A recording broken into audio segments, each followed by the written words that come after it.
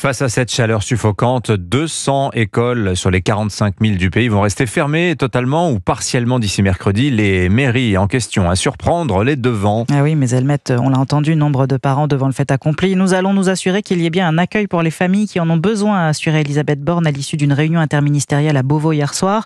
La ministre de l'Éducation qui appelle à autoriser donc la garde d'enfants à domicile.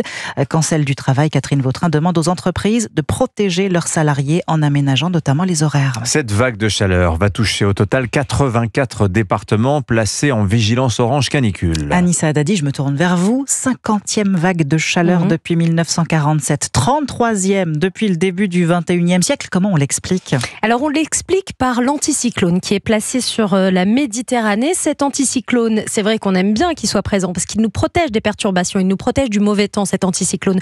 Le problème, c'est qu'en ce moment, cet anticyclone, il aide à faire remonter un vent très chaud et une chaleur qui nous vient du Sahara. Cette chaleur remonte sur la France, s'engouffre dans un dôme de chaleur et cette chaleur, elle tourne et chaque jour devient encore plus étouffante. Il faut savoir que d'autres pays sont concernés par cette canicule, notamment l'Italie, l'Espagne et le Portugal.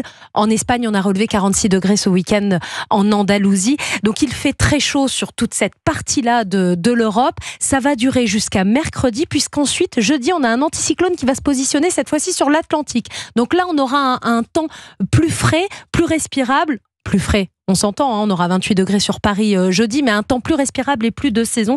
Ce qui est exceptionnel dans cet épisode-là, c'est qu'il dure plus longtemps que les autres. Demain devrait être la 3e journée la plus chaude de l'histoire en France. Merci Anissa Haddadi. Notez qu'en Ile-de-France, la vitesse est limitée à l'intérieur du périmètre délimité par l'A86 en raison de cette canicule de 5h30 du matin à minuit pour éviter les pics de pollution.